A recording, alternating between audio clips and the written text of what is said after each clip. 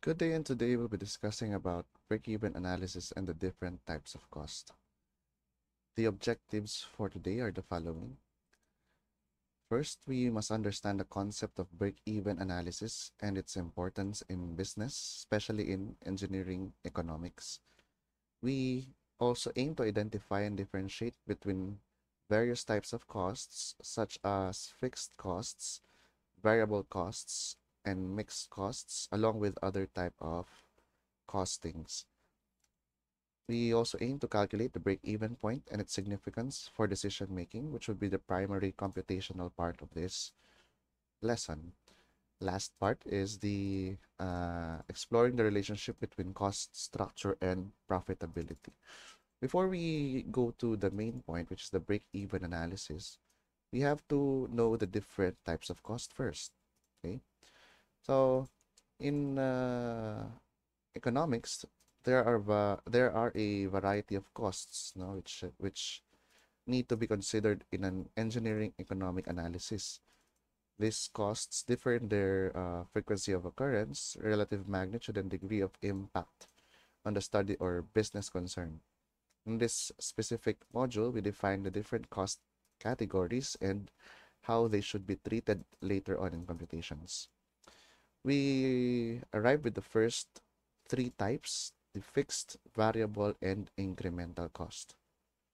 If we define fixed cost by the book definition, fixed costs are those which remain constant whether or not a given change in operations of policy is adopted. They are those unaffected by changes in activity level over a feasible range of operations for the capacity or capability available.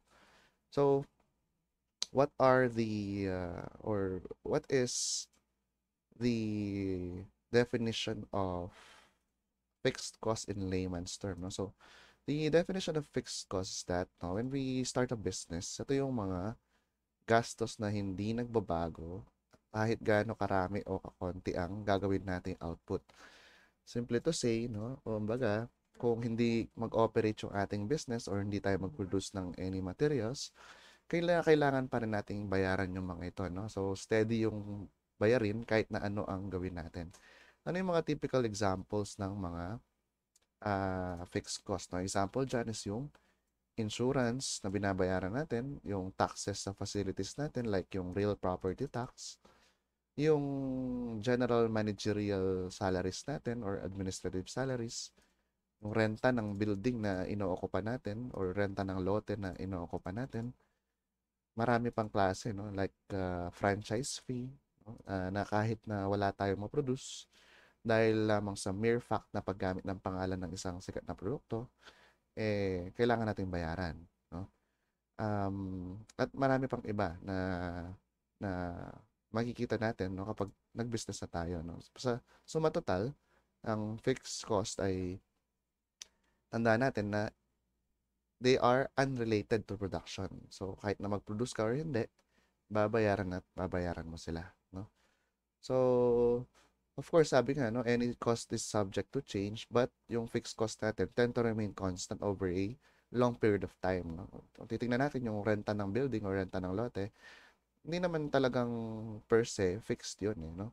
Pero bago yan magtaas ng specific prices, mahabang panahon bago makapagtaas ng presyo, no? Dahil na rin sa mga existing laws natin.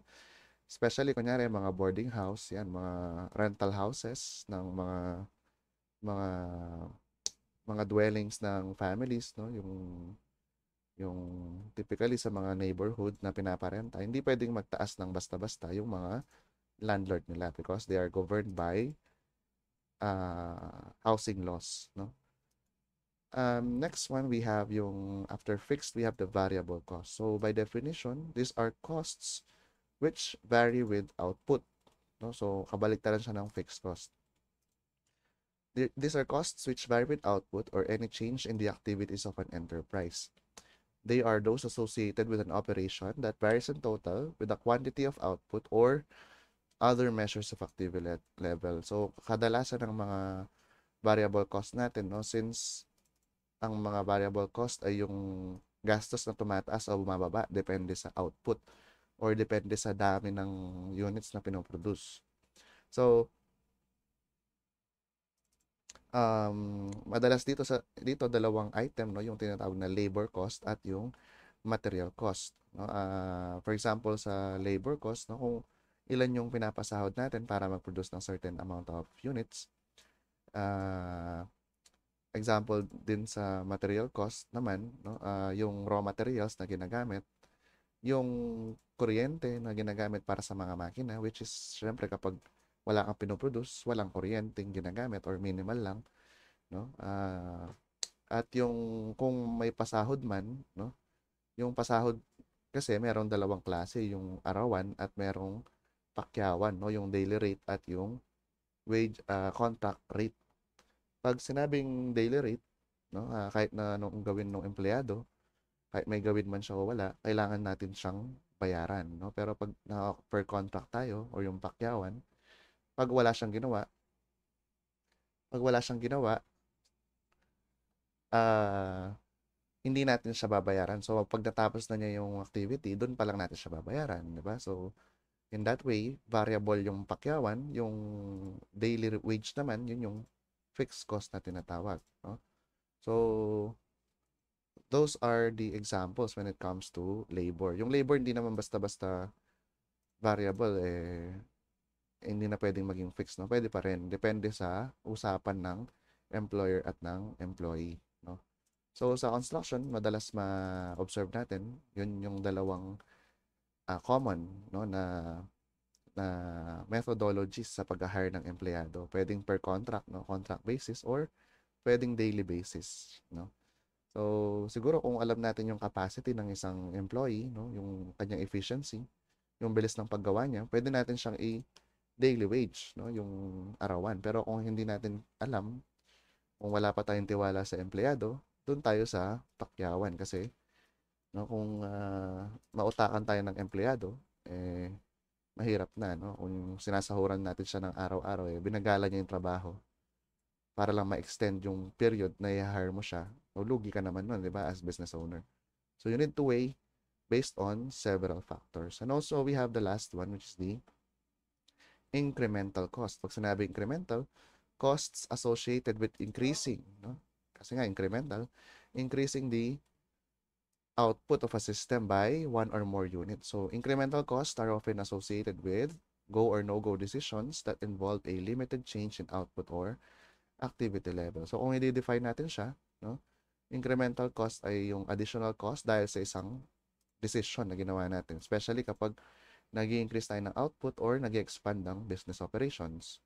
Okay?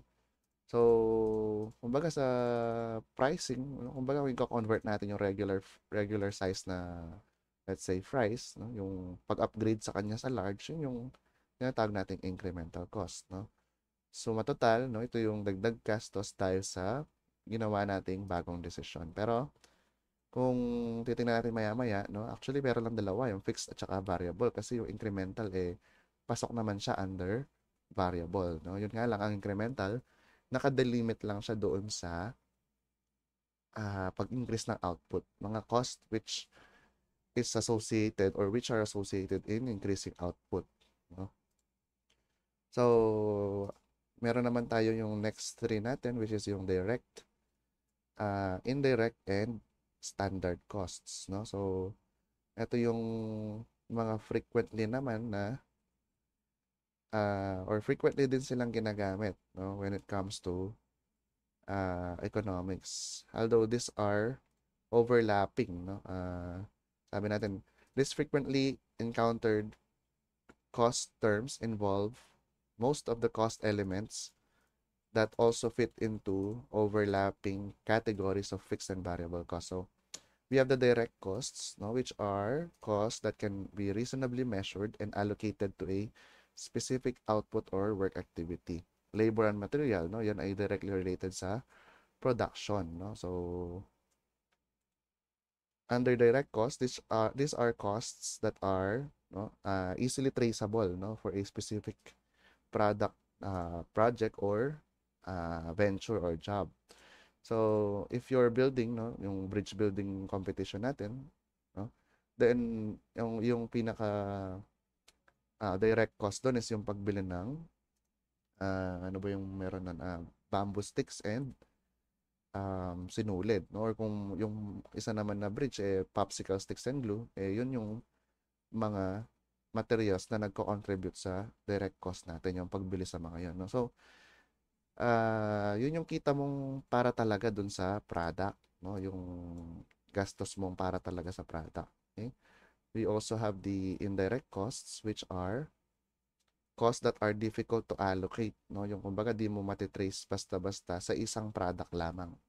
Usually, itong mga to ay resulta ng maraming product, no? Kung sakaling marami naman tayong product, or they are not directly related to production. So, normally, they are cost allocated through a selected formula, no? Such as, ayan, proportional to direct labor hours to the outputs or work activities. For example, the costs of common tools, no? Yung tools na yan, syempre, these are just indirect materials for us to produce something, no?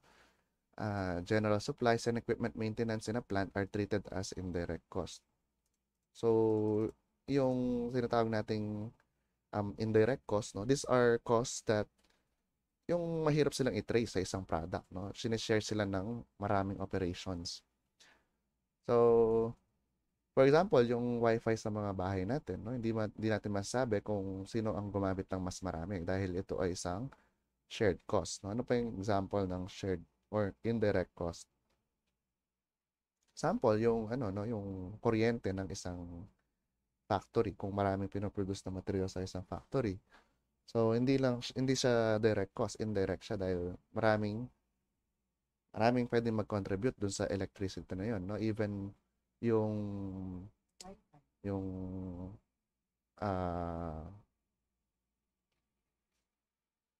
even yung office na ginagamit, no? 'Di ba? Gumagamit 'yun ng kuryente, no? So kahit wala silang ginagawa, nandun lang sila sa office, nagko-contribute pa rin 'yun sa electricity. Kumbaga, hindi natin pwedeng matrace kung saan exactly nanggagaling yung cost for electricity, 'di ba? Dahil lahat ng electricity doon sa factory nagbi-build up 'yon at syempre sa dulo babayaran mo lang. Hindi naman siya naka-segregate per area, no? So, 'yun yung example ng indirect cost. Meron din tayo dito kunyari yung depreciation ng isang building, no, or yung sahod ng isang manager, no, na maraming product. So, ayun, no. Basta tandaan yung indirect cost, shared cost ito, no. Hindi natin ma-assign or matitrace sa isang product lang dahil sinishare siya ng lahat ng product. No? So, that's for indirect cost.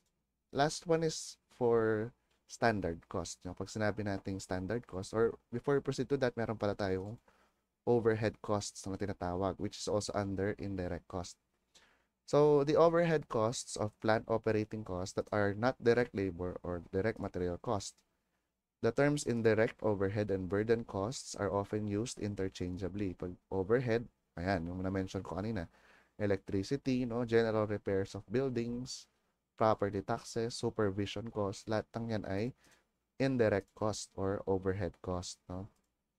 So, ayan pa, mga advertisement, di ba? They are not directly related to production of a certain unit, although they are crucial, no, in the business operations. Okay? Last one, we proceed to the standard cost. Pag sinabing standard, no, sumusunod tayo sa certain benchmark or kumbaga meron na tayong pre-estimated cost, no, dito sa standard cost. So, standard costs are planned costs per unit of output that are established in advance of actual production or service delivery. They are developed from anticipated direct labor hours, materials, and overhead categories. Madalas sa mabilisang discussion, for example, sa engineers or architects, pag nag-o-offer sila ng pabahay or gusto nilang mabigyan ng sagot, no, yung mga kliyente ng mabilisan, ito yung mga standard cost yung ginagamit natin. For example, kung gusto ng kliyente natin na maganda ang finish ng bahay niya, no, yung kumbaga per square meter yung ating ibibigay na presyo, Meron tayong iba-ibang klase, di ba? Kung ano yung gusto nilang finish or gusto nilang kalidad ng trabaho. Kung gusto nila yung, kumbaga, condominium type or um, yung exterior niya maganda, no? Yung facade niya maganda, yung materials na ginamit ay premium, so bibigyan natin siya ng mas mataas na standard cost. Let's say, 70 to 70,000 pesos per square meter or higher, no? Kung gusto naman natin yung bare finish, wala pang pintura, walang tiles, yung mga fixtures sila na magkakabit, no? As in, sa mga housing ni Villar, no? Like Amaya or Camellia, no? Yan, mga yan ay bare finish yan pag ito turnover sa mga may-ari, no? So, pwede siguro tayo magpresyo like 30 to 40,000 per square meters. No? Siyempre, in between nun ay yung average naman. So, kadalasan yan ang ginagamit natin pag gusto natin magbigay ng mabilisan na estimate. Ganyan din sa production. No? Meron na tayong expected na labor hours. For example, no, sa pagpapatayo ng isang building, depende sa square meter niya, depende kung ilang palapag, meron na tayong standard estimate kung gaano kabilis siyang matatapos. At standard na cost kung magkano ang aabutin natin, no? So, saan to nade-develop? Siyempre, through experience at through uh, computational methods, no? Like, yung paulit-ulit na experience kasi, yun ang nagbe-build ng ating estimation abilities, no? So, um, standard labor per unit at standard material cost per unit, yan ang madalas na meron tayo, no? Kaya nga meron tayong tinatawag na man-hour computation, no? Pag sinabing man-hour computation, no? Kung meron tayong man-hour units, 'di ba? At limited tayo sa number of men, malalaman natin ilang oras ang kailangan dahil man-hour divided by the number of men is equal to the number of hours that we need. Ngayon naman, kung the number of men will not be an issue, no? Kung pabilisan naman, let's say, in 10 days kailangan tayo matapos. So, yung man-hour, di-divide natin by the number of hours para alam naman natin kung ilang tao ang kailangan para matapos natin siya within a certain time, no? So, yan ang under management naman ito, no? Pero hindi na natin ganong i-elaborate dito sa engineering economics. Okay? So, we also have the sunk cost. Pag sinabi natin sunk cost, no? Ang ibig sabihin ng sunk, no? Nalubog na. Okay? So, ang ibig sabihin ng sunk cost ay, no, is one that has occurred in the past and has no relevance anymore to estimates of future and revenues related to an alternative cost of action. So, in summary, no, pag sinabi nating sunk cost, no, ito yung mga gastos na gastos na natin at hindi na natin pwedeng ma-recover kahit na ano pang gawin nating kasunod. So, ano yung key concept natin dito, no? So, sunk cost should not affect our future decisions. For example, no, binili na natin yung concert ticket pero biglang nag-announce na may examination bukas, di ba? So, meron kang dalawang pwedeng magawa doon, di ba? You can continue the concert, no? Although you will lose the chance to take the examination, or no, you can skip the concert and um and take your examination, no? Lalo na kung walang special examination. So, your decision then should be based, no, kung ano yung favorable sa'yo. Hindi ka magbe-base ng dahil lang dun sa concert, no? So, even if you skip the concert kasi in that scenario, hindi mo na mababawi yung bayad, di ba? Kasi non-refundable yung mga yan. So, yung situation na yon ay yung example na sunk cost, no? Sample din, kunyari, nag-print ka ng 200 pages na mali lahat, no? Kunyari, may na-input kang maling picture. So, hindi mo na mababawi yung cost nun, di ba? Hindi mo na mabibenta rin yung papel, hindi mo na marireuse, di ba? Unless for junk na yan. So, yung printing cost na na-incur mo when printing these documents na may maling content, yun ay sunk cost already, no? So, Sa engineering naman siguro, no? Ito yung mga money spent on failed experiments or siguro pag may R&D tayo, no, yung research and development expenses, yan, hindi na natin mababawi yan. Although they are investments. Okay?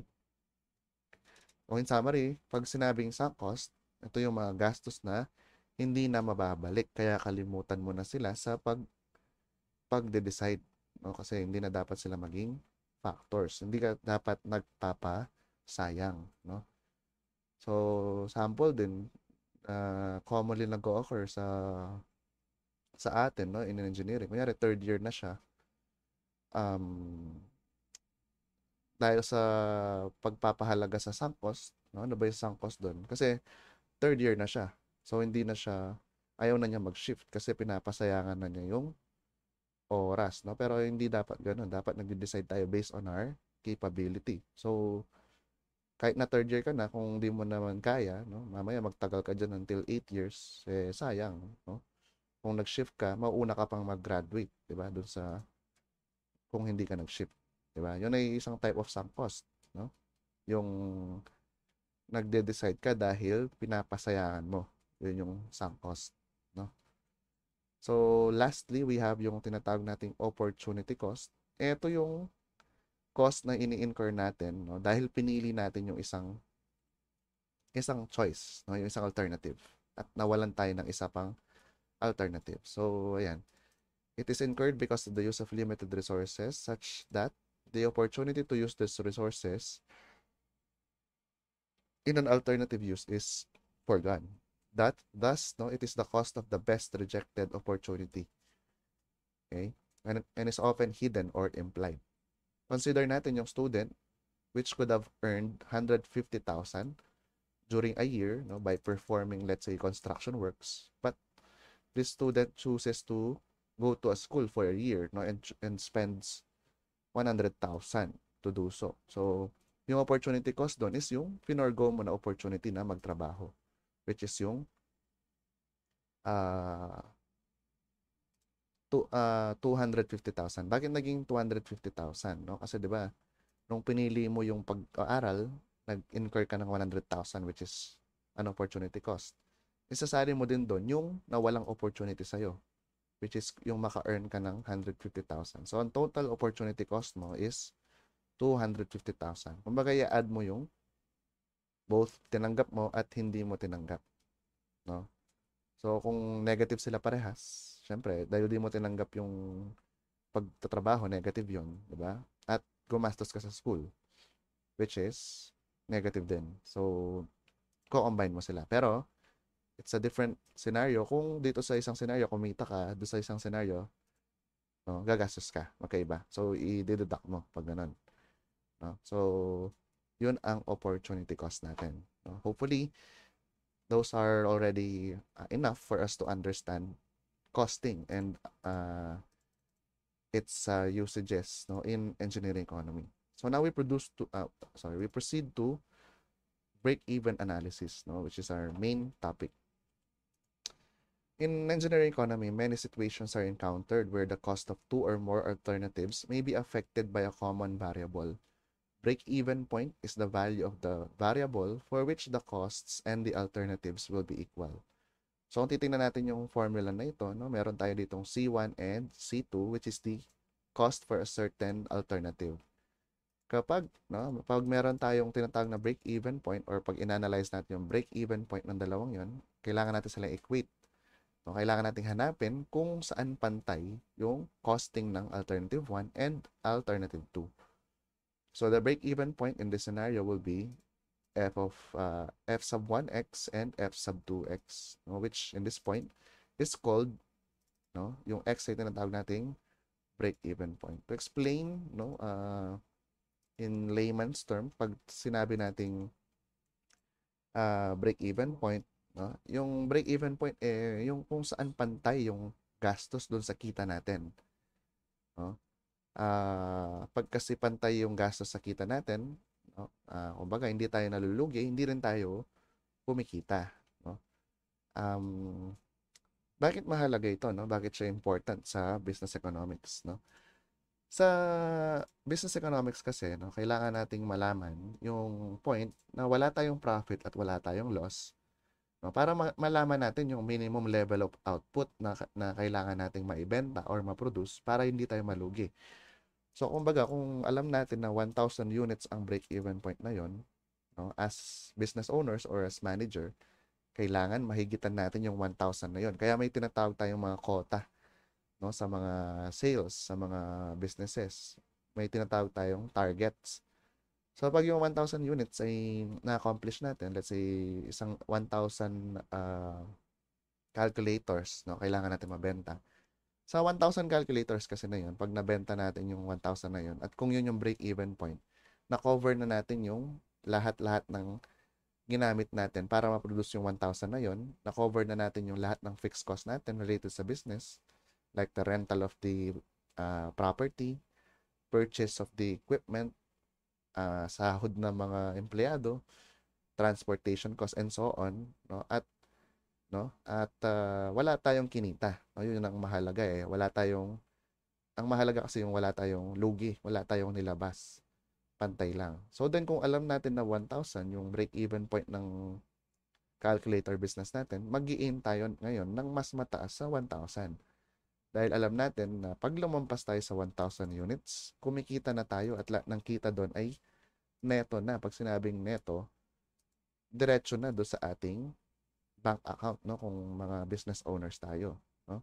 So, for business and for businesses and engineering projects, no, yung break-even point ay nagsasabi sa atin, una, kung gaano karaming product ang dapat gawin. Dahil kung lampas doon sa break-even point, kikita na tayo. Yun nga, no? At pangalawa, gaano karaming units ang dapat nating mabenta, no? Pangatlo, siguro pwede na nating ma-decide dito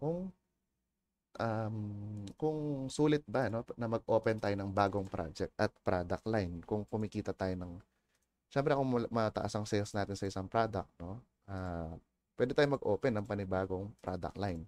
Kung di naman mataas ang sales natin below the break-even point, we should discontinue the product line and do R&D, research and development, para makapag-produce ng isang bagong product na tataas ang sales, no? At no, pwede natin malaman dito kung ano yung mga risk kung sakaling mababa yung sales, kung gaano tayo kalugi, no? So, ano ba yung mga component ng break-even? No? Yung dalawa kanina, yung fixed cost tsaka yung variable cost. Yun yung component niya, no? Okay.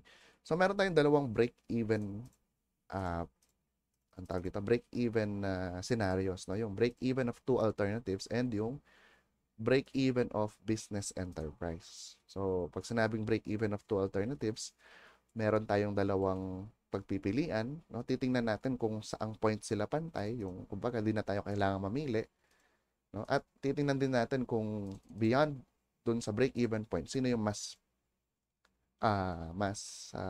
favorable, kung saan mas konti yung gagastusin or mas marami yung kikitain. Diba? Dalawa yung goal natin, no? To either maximize the profit or to minimize the cost. Yun yung pinaka mahalaga. So in sample number 1, we have two machines are being considered for the production of a particular part for which there is a long-term demand.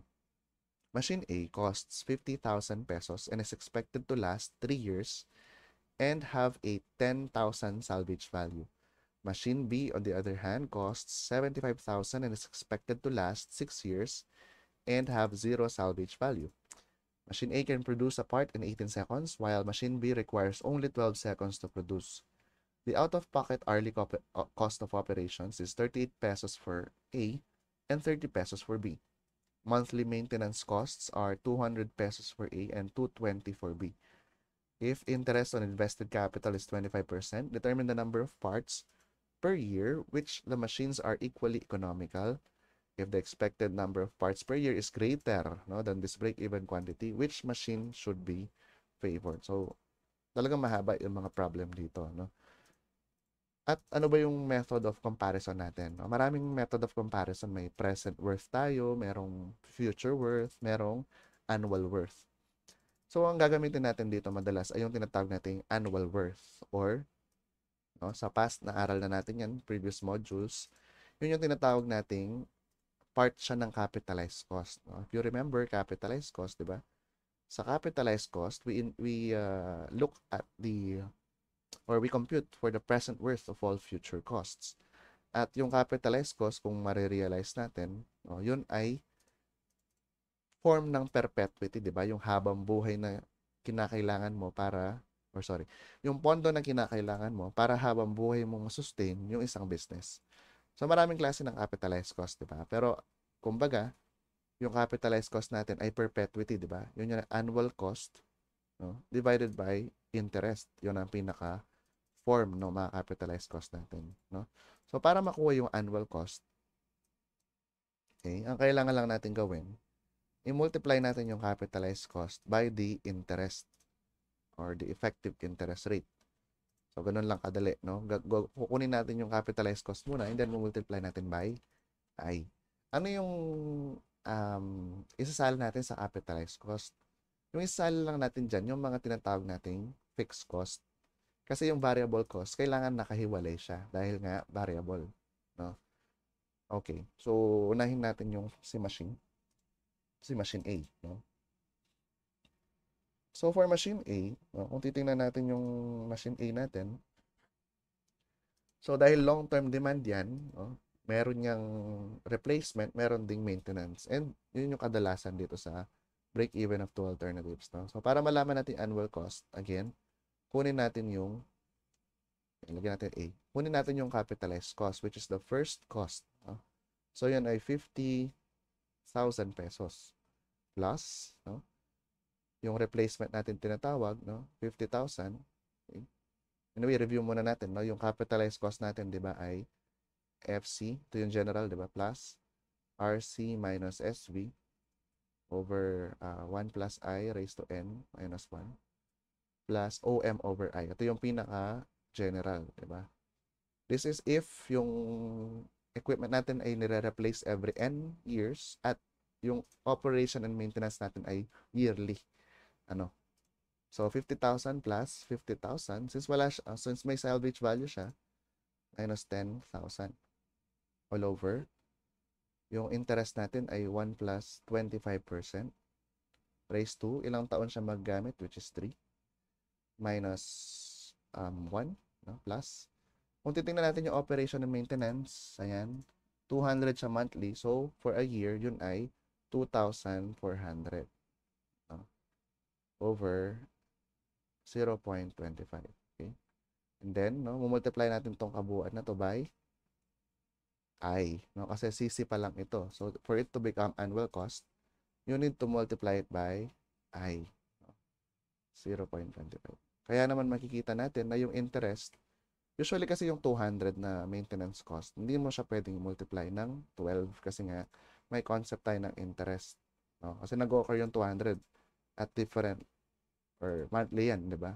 Tapos for a year, so on. So, hindi mo pwedeng i-times 12 lang. Pero dito sa case na to, pwede kasi nagka-cancel lang yung interest, no? Magka-cancel lang siya doon sa I. Okay? So, let's find out what is the fixed cost, no? Ito pala yung fixed cost niya, guys, no? Fixed cost pa lang ito ng machine A. So, alamin natin, we have 50,000 plus, no?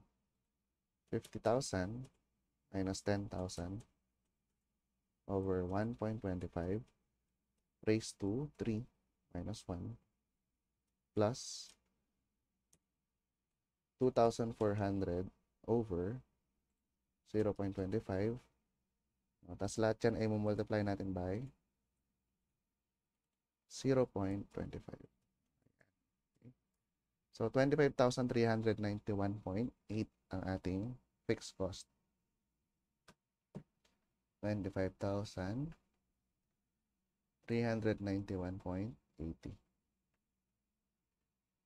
Okay.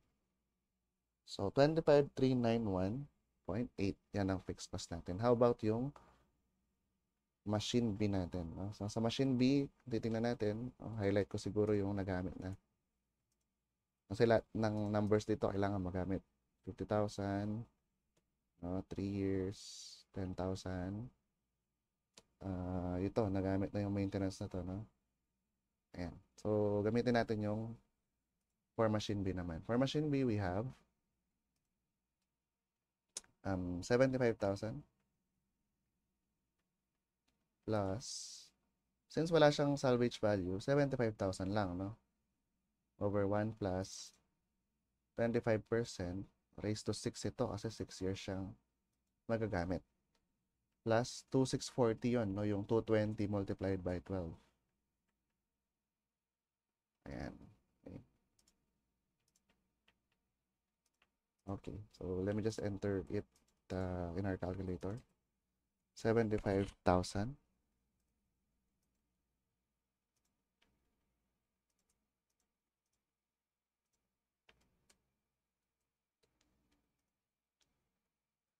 sa exponent, we have 6. Sa maintenance, we have 2,640. So, there we have 28,051.46.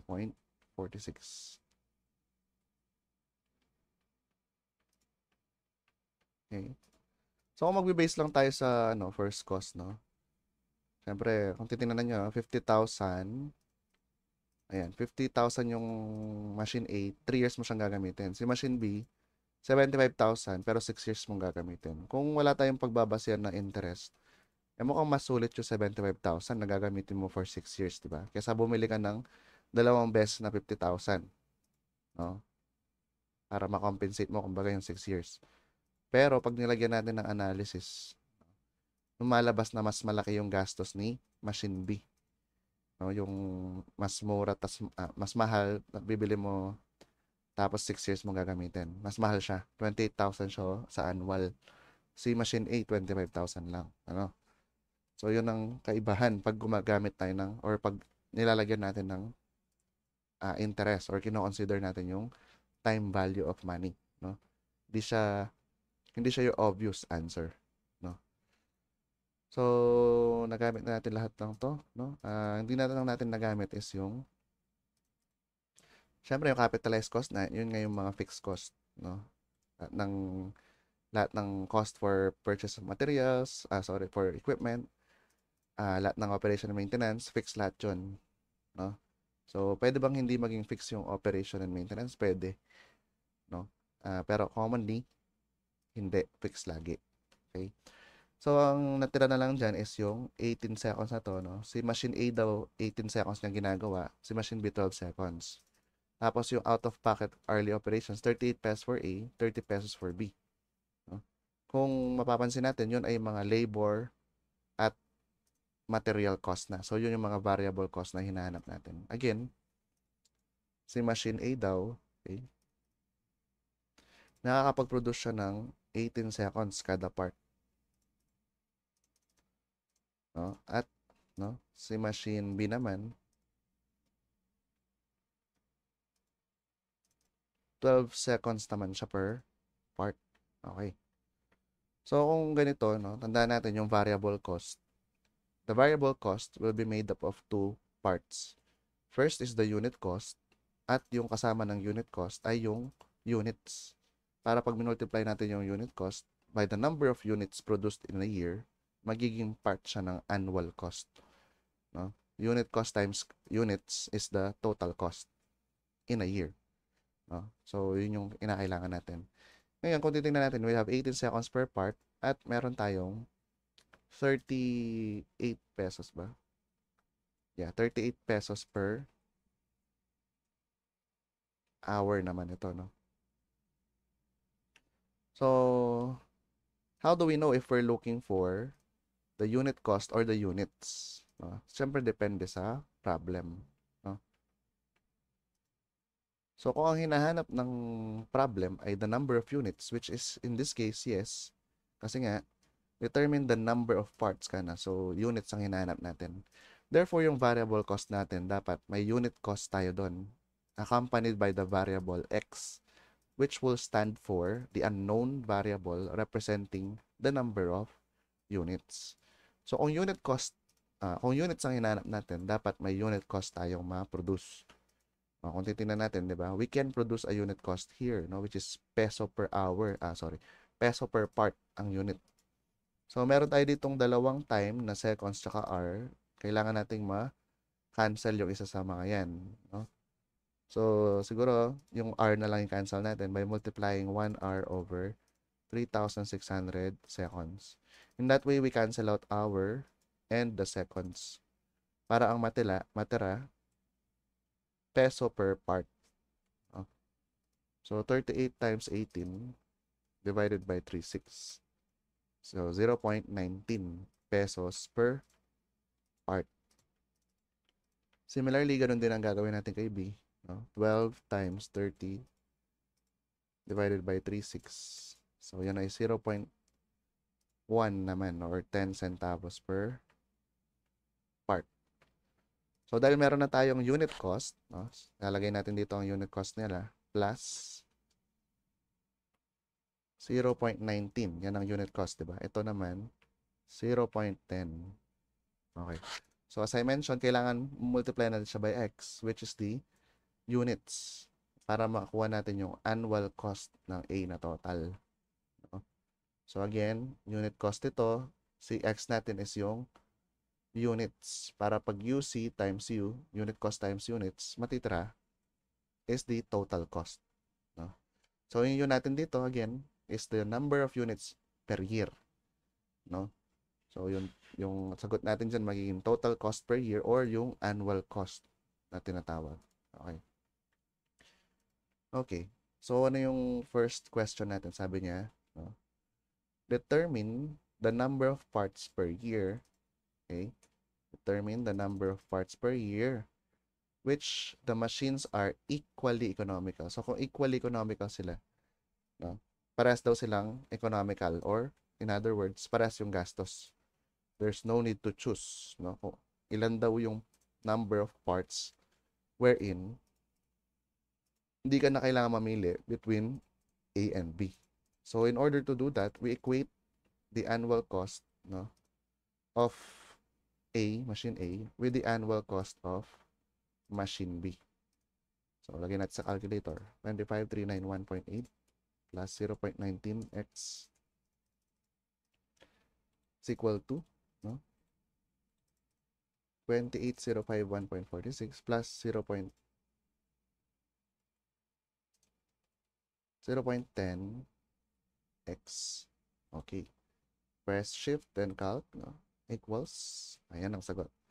So, x is equal to 29,551.78. So, yan ang number of parts na kailangan, no? Although, wala naman tayong decimal na parts, diba? So, in reality, 29,552 parts. Kung yan ang target natin na production, there's no need for you to choose between A and B because both will be economical, no? Same ang gastos. Now, the sub-question would be, sabi niya, if the expected number of parts per year is greater, no? So, kung mas mataas daw dito yung kailangan nating i-produce or yung expected na ma-produce, alin daw ang mas sulit sa dalawa, no? Kasi may lalabas na mas sulit dun sa dalawang yan, no? So, how do we know, no? We substitute, no? Kung x daw ay greater than this, no? So, ano ba yung greater than that? You can assume. Pwede nyo gawing 30,000 parts. Okay? Tapos, ang gawin nyo dito, para madali sa calculator, burayin nyo na lang yung equals. Gawin yung colon, no? Nasaan yung colon, no? Yung alpha, tapos yung integral. Yan. No? So, pag ganyan, solve niyang parehas yan. Okay? Pag naka-colon kayo, press nyo lang yung calc. Huwag nyo i-shift, no? Calc lang. Huwag shift solve. No? Calc lang. Pag calc, tatanungin ka niya ano yung x mo. So, 30,000 ka mo. So, yung sagot sa left side, which is yung ACA, is ito. 31,091.8. 31,091.8. 31,091.8. And sa pangalawa, equals nyo lang ulit. Ayan, lalabas. 31,051. Ito, 051.46. So, klaro, no? Kung alin yung mas maganda, no? Kapag 30,000 ang produce. Syempre, yung mas maganda is yung mababang annual cost. Kung mapapansin natin, si Machine B ang mananalo, no? So, therefore, no, ang sagot natin, choose Machine B tayo because it has a lower annual cost, no? That is if the expected number of output is higher than the break-even point. So, paano kung lower? No? Kung lower, di substitute tayo na mas mababa, no? Press calc lang ulit. Let's say, 1,000 units na lang. Malalabas. First, 25,581 sa machine A. Sa pangalawa, 28,000. So, mas mura si A kapag mas mababa sa break-even point. Okay? So, that's just how it is. No? Hindi pwedeng mas mababa sa break-even point at mas mataas. Isa yung sagot. Hindi. May mas maganda dyan. No? Yung point, kumbaga, ng convergence nila is yung break-even point. Pero lower than the break-even point, may mas maganda. Higher than the break-even point, the opposite of that choice when it is lower. Let's answer number 2. In number 2, there are 2 electric motors being considered to power up an industrial hoist. Each is capable of providing 100 horsepower, and pertinent data for each motor are as follows. Money is worth 20,000. If the expected usage of the hoist is 700 hours per year, what would be the cost of electrical power have to be before motor A is favored over motor B? So, klaro, no? Ang hinahanap natin, cost of electrical power. Hindi number of hours. No? Therefore, in that case, kung unit cost ang hinahanap natin, kailangan magkaroon tayo ng number of units. No? Which is, meron tayo, ayan, 700 hours yung number of units. No? At yung mga fixed cost natin, nandyan na, no? Mas solve na natin. Okay? So, let's solve first for the fixed cost using capitalized cost. Okay? First, we have 25,000. Since walang salvage value parehas, let's just proceed. 25,000 over 1 plus 0.2 raised to 10 minus 1. Maintenance per year, 400 divided by 0.2 multiplied by 0.2. For B naman, no? Actually, same lang sila ng ng years, number of years. Kaya ba sila ng efficiency, which we will discuss eventually. So, 1 plus 0.2 raised to 10 minus 1 plus 600 over 0.2 times 0.20. Okay. Let's put that in our calculator.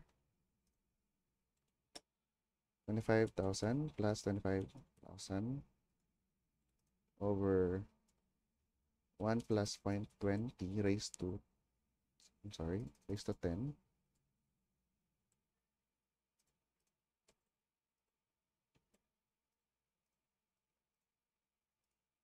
plus 400 0.20. So, ito yung fixed cost natin. No? 6363.07.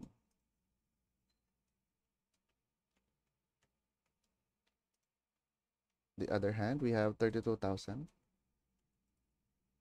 Same lang. Yung first cost lang at yung maintenance per year ang nag-iba. So, that's 8232.73. So, ayan na yung fixed cost. Now, let's look for the variable cost term. The variable cost term needs to have a cost and a unit cost. In this case, yung unit cost natin yung hinahanap. So, siya si X. Yung cost naman natin is yung ayan, yung 700 hours, no? Yung variable natin. So, both silang nangangailangan ng 700 hours, no? Okay. So, the number of hours is 700 hours per year. Ano? Tapos, silang dalawa, magpo-provide sila ng 100 horsepower. No? So, kung 700 hours per year ito, kaya natin ng unit kasi dapat ang maging unit natin ay hours lang, no? Or Actually, kung electricity cost yan, no, kilowatt hour dapat ang kailangan natin. No?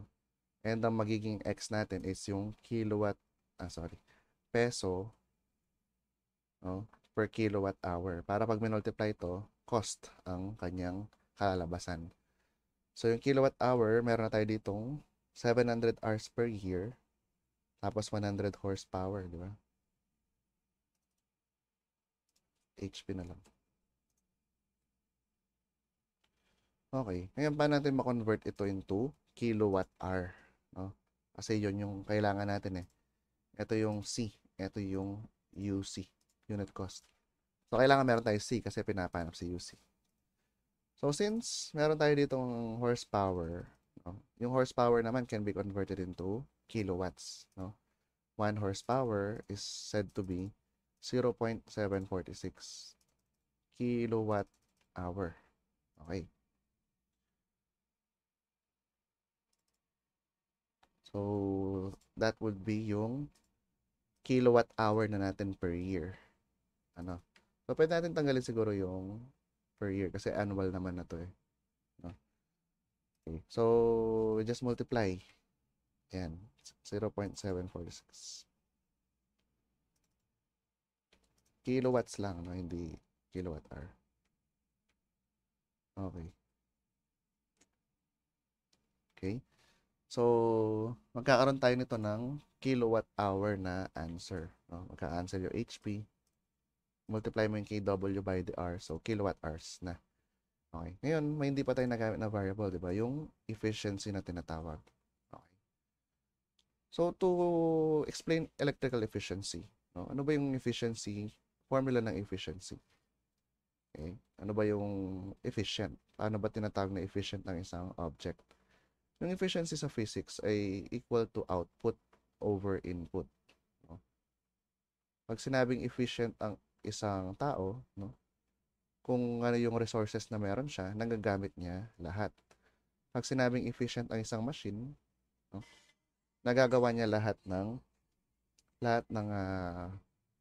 functions niya in a stable and kumbaga on time, no?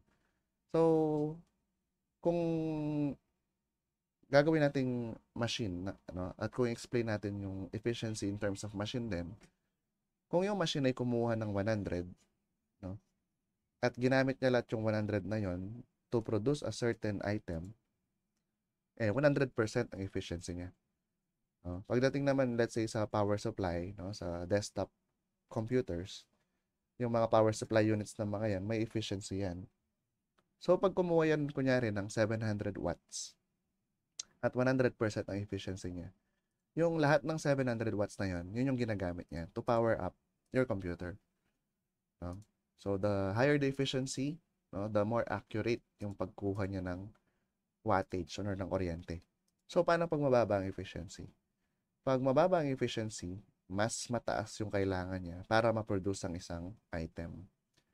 Kumpara natin sa tao. Kunyari, yung isang tao, 100% ang efficiency, laban sa isang tao na 10% lang ang efficiency.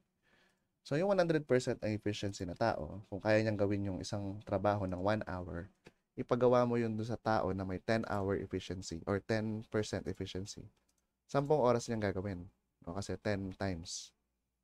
So, para ma-accomplish yung singular work, 10 times yung kailangan niya. No? Ayun, kung titingnan natin dito sa example natin, yung hoist. Pag mas mataas ang efficiency, no, kayang-kaya niyang abutin yung 100 horsepower. No? Kung 100% ang kanyang efficiency, 100 horsepower lang ang kailangan niya. Pero para maabot, para ma-provide yung 100 horsepower at mababa ang efficiency niya, kinakailangan niya ng mas malaki sa 100 horsepower. Para kumbaga, applyan mo man siya ng efficiency, 100 ang lalabas. Okay, so sa hinaba-haba ng discussion, yung efficiency ba, kailangan ba natin i-multiply, no, or i-divide dito sa ating variable term? No? So, pag minultiply natin yung ating efficiency dito, let's say 0.84 ito, tas 0.88.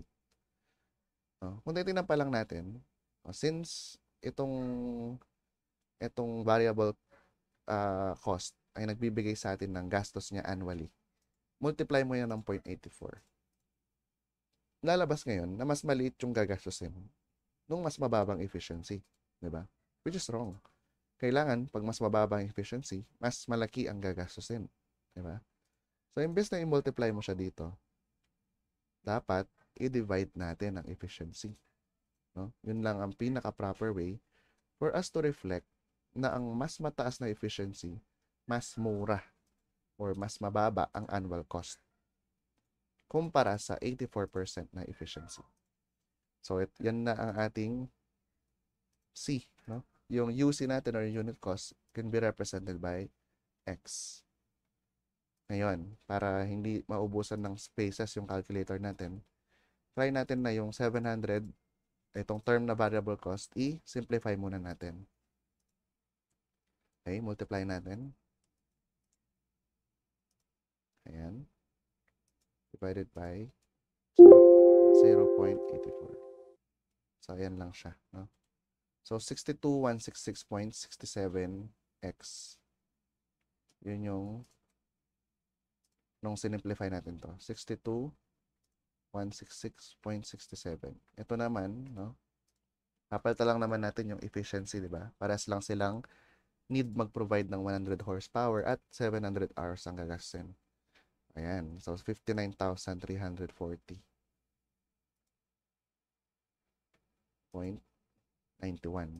Yan yung number of kilowatt hours.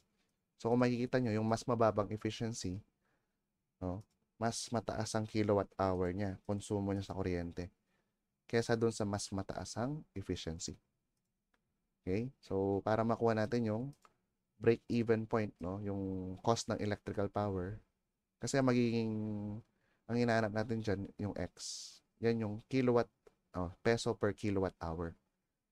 Yung halaga ng kuryente. Para yung, kumbaga, kahit sinong piliin natin, para sila ng gastos. No need to choose. So again, 6363.07 plus 62,166.67 multiplied by X equals muna. Mamaya yung colon pag nagsasubstitute tayo. Equals 8232.73 plus 59340.91 alpha X. Press shift, then calc. Lalabas C. Ayan, no? So, para maging equally economical sila, pantay sila ng gastos, no? X is 0.66.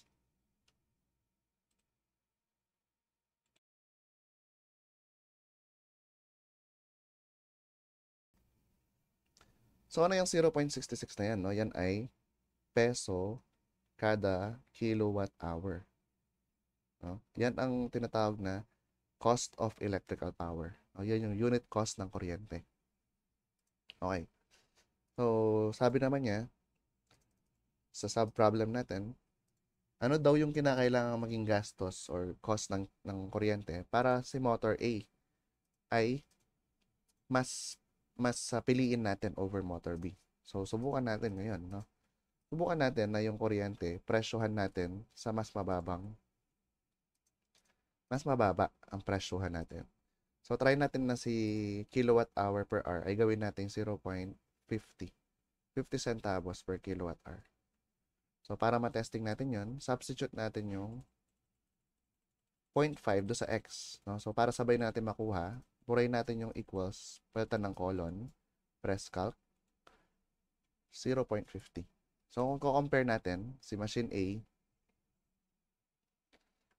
gagastos ka annually ng 37,446 pesos, 0.05 cents. 0.405 cents. Habang kay machine B naman, no? Ayan, 37,903.19. Ayan. So, klaro sa atin, no, na tumama na tayo sa una pa lang nating substitution. Pag mas mababa sa 0.66 ang ating kuryente kada kilowatt hour, lalabas na mas mura si machine A, no, over machine B by around 500 pesos. No? So, anong dapat sagot natin, no? Ang final answer natin, therefore, no? Ang unit cost of electricity,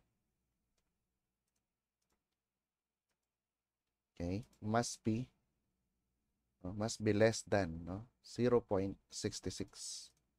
Okay, yan ang pinakasagot natin. Basta bumaba siya ng 0.66, mas mababa sa 0.66, panalo si machine A. Pero kung yung cost of electricity natin ay mas mataas dyan, automatically panalo si machine B. Okay? Alright. So that's just for the break-even of two alternatives. No? Maraming iba-ibang klase, pero ganito ang general approach. Una, build up muna natin yung fixed cost term by applying the capitalized cost formula, which is annual cost over I, or para annual cost na agad, capitalized cost multiplied by interest. And then for the variable term, no, iba-ibang approach yan, no, depende sa problem. So these are the common approach, no, yung kailangan yung variable term mo, it's composed of unit cost and the number of units, no?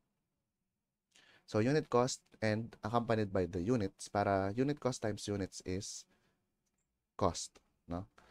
So yun lang lagi. Pag pinapahanap sa atin the number of something, no, which is yung units, kailangan makapag-develop tayo ng variable cost na may term na unit cost multiplied by x, in which yung unit cost mo, pag multiply mo sa x, which is the number of units, lalabas annual cost. Pag pinapahanap naman yung, let's say, unit cost, no, kailangan meron ang number of units. No? Para pag multiply mo yan do sa x, which is the unit cost, lalabas cost per year. No? So, yun lang ang break-even of two alternatives natin. No? The next type of break-even will be in the next video. Have a great day ahead. Goodbye.